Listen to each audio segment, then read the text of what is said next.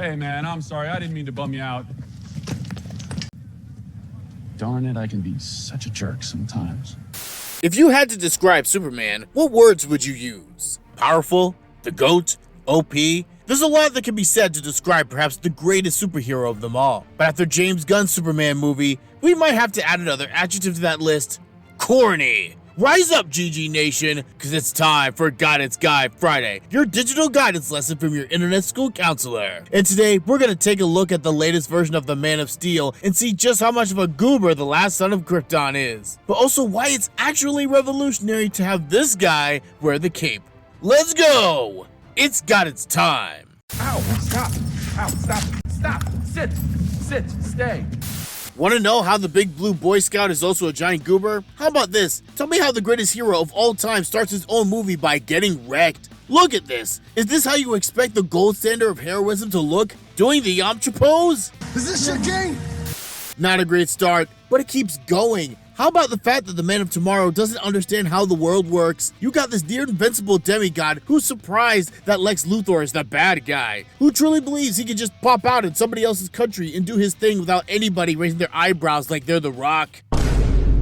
Or do we need to bring up how Superman talks? Look, I got no problem with him not swearing. I mean, it works for Captain America. Language. But bro, did the world's greatest hero really just say golly gee and gosh like he's a character from the 50s?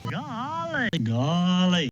Come on now, that's some literal Mickey Mouse talk. You got the Man of Tomorrow coming in here like, oh boy, this looks like a job for Superman. But when you boil it all down, you can pinpoint everything about Soup's personality, from his hokey way of speaking to his at times TMI levels of honesty. This is who Kal-El is because he's earnest. He's not pretending to be a good guy when he's not, like Lex, nor is he a cynic who's lost all hope in humanity like Lois. He truly believes that humanity can be better than it is, and is willing to do whatever it takes to inspire them to become what he sees in them. Because if you could look past the massive cornball behavior that Superman puts out, you see a character that's trying to do something we haven't seen in this genre for a long time. Stop it! Crypto, help us out! Bad boy! I'm gonna go through some of Superman's greatest feats in this movie, and I want you to think about what makes this version of Big Blue different from the DCEU version of the hero. Not in terms of personality or acting, but simply how each Superman does their job. But if you could do that while doing the YouTube thing and saving that subscribe button, I'd appreciate that too. Exhibit A, when Supes is saving Metropolis from the giant monster that shows up at the end of every Power Rangers episode, we not only see that he wins the fight, but also how he wins. And if you saw the film, you know what I'm talking about. How he painstakingly tries to make sure no one gets hurt, making sure that buildings don't get crushed, and of course, saving the squirrel. That's right, for anyone who hasn't seen this yet, there's a scene where Superman saves a squirrel from being crushed from a giant Godzilla beast. Listen, some of us don't even try to save squirrels when they try to scurry across the road while we're driving. But that's because we all saw that one Geico ad that exposed their intentions. If you know, you know. If you know, you know. And even with the not Justice League showing up and deciding to waste the monster themselves, the Man of Steel gets mad at them for not trying to spare the monster, saying that they could have given him to a space zoo or something. And say what you will about the Justice Gang, but what they did was still a much better strat than what the Flash did in his movie.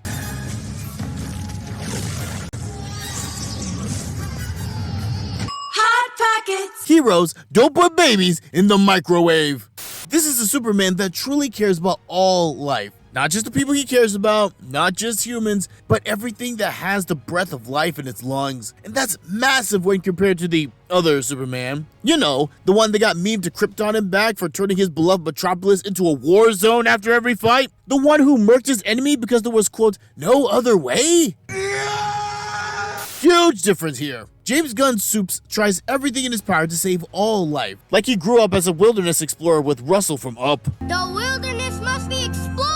Go, go! Roar! And this mentality continues when the Man of Steel takes on Ultraman, the villain who had whooped him in the first scene of the movie. Looking at DCEU Supes, we all know what he would have done. Take him out, no mercy. And it's for no survivors when you're... That Superman don't care if you're human. If you're a threat, he's gonna take you out. But this blue boy, even when he's throwing down against this, shall we say, artificial human, gotta leave some spoilers for those who haven't seen this thing yet, he's still trying to save him. If he wanted to end him, he could have. In fact, Clark would rather break his own arm than let his opponent kick the bucket. And yeah, we could say that no one can survive a black hole, yada yada yada. But bro, come on, this is comics. There's always a way he could escape. But let me show you the final piece of evidence, Superman's showdown against Luthor. There's so much going on here. The fact that Supes just straight up calls out Lex for his jealousy and pettiness, only for Luthor to completely own up to it. And how about the fact that Superman doesn't throw a single punch in this confrontation? Lex isn't defeated by a super punch, he's taken down by the doggy sidekick. But even in this moment, when the last son of Krypton has all the advantage and every reason to take his arch nemesis out once and for all, he still doesn't do it. Why? Because even in this moment, even after Lexi has tried to end him time after time, in his goofy way, Clark still wants to give Luthor a chance to change. And when we look at the DCEU, do we have any examples of that Superman giving any of his enemies that kind of mercy and second chance? I don't think so. So we have ourselves a Superman who's willing to save everybody and everything, including his enemies, all while being a little derpy while doing it. And you know what? This wasn't an accident. This was intentional. Not to slander or dunk on the hero, but to show that we can do the same thing. I'm as human as anyone. I wake up every morning and despite not knowing what to do, I put one foot in front of the other and I try to make the best choices I can. I screw up all the time, but that is being human. Like I said earlier, this Superman is earnest. He's down to earth, keeps it real without being a jerk about it, and he's not trying to be somebody else's version of Superman. Shoot, he's not even trying to be his version of Superman. He's just being himself. And if being himself means being a naive, corny, over-trusting himbo, then so be it. And ironically, this version of the Man of Steel is perhaps the most brave we've ever seen him. This isn't Smallville Supes, who overthinks every single action he takes because he's afraid of what might happen. This certainly isn't Snyder's Man of Tomorrow, who openly wonders if humanity is even worth saving, and only does so because he doesn't want his girlfriend to die. This isn't even the OG movie version of Big Blue, who has max stats and confidence, ability, and people skills. Nah, this Superman is still broken in terms of power, but he's also kinda awkward, a little cringy, and yes, corny. But James Gunn gives us this socially flawed character and dares to say it as watching, so what? So what if he doesn't always know what to say? So what if he's trash at dog sitting? He still tries to do the right thing, and that's what matters. It doesn't matter if it's messy sometimes.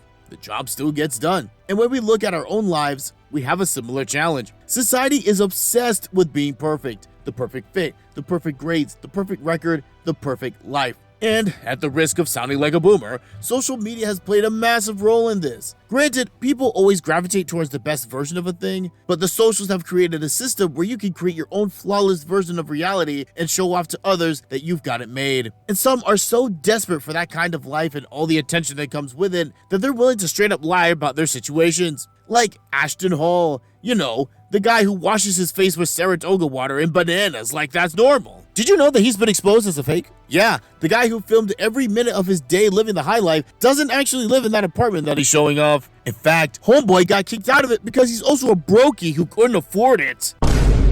But in his mission to look like he has his life together, he was willing to lie in order to convince others that he had the truth. And there are more examples that we could go over if we had the time, so let me know in the comments if you have any ideas. Superman 2025 comes out in a world where fake it till you make it is the only way to exist. It pulls a Miles Morales instead. I'm gonna do my own thing. It shows the most powerful hero in all of fiction and gives him flaws. He's insecure, makes legit mistakes, loses his cool. In other words, they made him human in ways that we've never seen before. And he's actually self-aware about it too. In that final showdown with Lex, he tells his arch enemy that he isn't perfect, that he messes up all the time. But he doesn't get down on himself. He doesn't believe he shouldn't make mistakes because that's not how Superman acts. He learns from his mistakes and does better the next time. And we can do the same. Let's face it, we all have parts of ourselves that we wish we didn't have to deal with. Maybe you wish that you were more outgoing, or that you weren't as awkward around new people. And sadly, what a lot of us do is either spend our time focusing on the negative, or in some way try to change ourselves into someone that we can never actually be. But this Superman shows us another way, to embrace the cringe. He tells us to take the focus off of us and what we think is wrong with us and put it onto others. How can I help those around me? How can my actions make the world around me better? That's what he focuses on. For us, it could look like being a friend to a new student, standing up to the bully who's bothering others, or just doing a good deed that you know that no one's gonna make a big deal about. Don't do it for the gram or for the compliments. Do it because it needs to be done, because it's the right thing to do. Who cares if it's not done perfectly? Whatever that even means. Because in some way, we're all corny. Whether it's our hobbies, fashion, it doesn't matter. Anyone could look at somebody else's life and go, bro, that's so cringe. But someone else could look at that same thing and go, bro, that's cool. Even those parts of you that you're ashamed of, find the fun in it. Don't make a big deal out of it, and don't make yourself smaller because of it. Because remember, everyone's got that cornball in them, even the Man of Steel. Superman said that being kind is punk rock, that it's rebellious to care about others. And in today's world, that's facts. But you know what else is punk rock? Being unapologetically, shamelessly, and boldly you. Cringe and all. That's the beautiful thing about these heroes. They've been around for so long that they can take on different personalities based on who's writing the story. And perhaps the biggest example of that is the Cape Crusader himself, Batman. For example, did you hear about the time where Batman retired, unretired, only to get wrecked? Click here to see what happens next. See you there. Got it, Sky out.